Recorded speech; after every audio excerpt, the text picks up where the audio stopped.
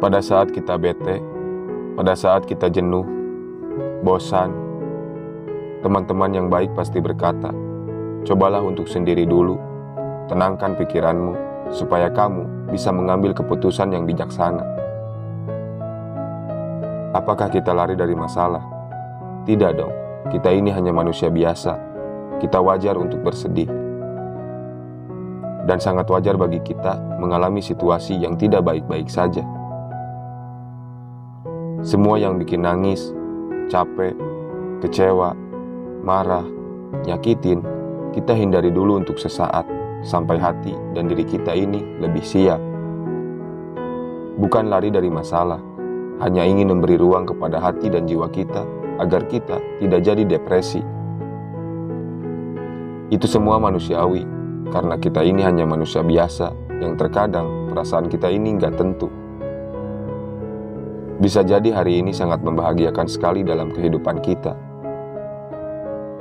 Bahkan bisa jadi esoknya kita merasa kita paling sedih, bahkan paling kecewa di kehidupan kita ini.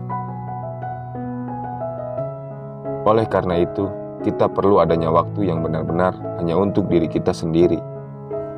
Sebut saja namanya me time. Secara terminologi, istilah me time ini berasal dari bahasa Inggris yang terdiri dari dua kata, yaitu me, saya, dan time, waktu. Jadi, bisa dikatakan, me time ini adalah waktu untuk kita. Waktu yang didedikasikan untuk diri kita sendiri. It's all about yourself, tidak ada orang lain. Yang biasa kamu ke toko buku bareng teman, ke bioskop bareng sahabat, ke salon bareng orang tua, jalan rame-rame, dan sebagainya. Semuanya lagi pengen kamu lakukan sendiri, untuk membuat diri sendiri jadi lebih rileks tentunya. Dengan kita meluangkan waktu untuk diri kita sendiri dan membuat ruang untuk kita sendiri, kita bisa merenung, bahkan bisa introspeksi kepada diri kita agar bisa lebih bersyukur dengan apa yang kita jalani saat ini. Dengan adanya waktu untuk diri kita sendiri, seiring berjalannya waktu, kita bisa berdamai dengan diri kita sendiri. Yang tadi kita kepikiran banyak banget masalah, pikiran kacau, hati merasa gelisah, atau entah apa yang ada dalam pikiran kita, tiba-tiba kita merasa sedih dan sebagainya. Saya yakin semua orang butuh dan pernah punya me time-nya. Bahkan orang yang sudah punya pasangan sekalipun butuh sama yang namanya me time. Bukan berarti kita menarik diri dari lingkungan dan jadi antisosial. Tapi kita hanya perlu waktu untuk merefresh pikiran, hati, dan badan kita tanpa diganggu oleh siapa-siapa. Setiap manusia pasti pernah mengalami perasaan seperti itu. Dan kita sebagai manusia biasa, kita harus meluangkan waktu kita sendiri, benar-benar sendiri, tanpa adanya gangguan dari orang-orang sekitar, agar kita bisa berdamai dengan diri kita sendiri dan bisa introspeksi untuk menjadi manusia yang lebih baik. Biasanya, apabila kita ingin benar-benar me time, itu hanya butuh waktu sehari atau 2 hari. Tapi ada juga orang yang tidak cukup dengan waktu sehari maupun 2 hari, bahkan bisa sampai seminggu, untuk benar-benar butuh waktu yang cukup lama, agar bisa berdamai dengan dirinya sendiri. Ketika kita lagi ber-me time, banyak banget hal-hal yang bisa kita lakukan.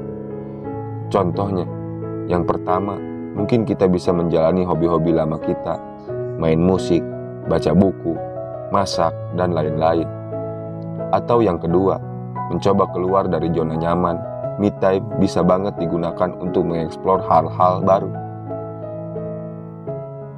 Contohnya, yang biasa kita ngetrip bareng teman, tapi sekarang kamu beranikan diri kamu untuk pergi sendiri, cari kuliner-kuliner baru, mengunjungi tempat-tempat baru, atau dan lain-lainnya.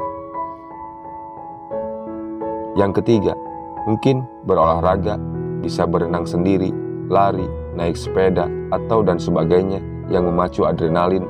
Sekalian kamu bisa teriak-teriak supaya lega. Yang keempat, waktu untuk bisa lebih mendekatkan diri pada Tuhan.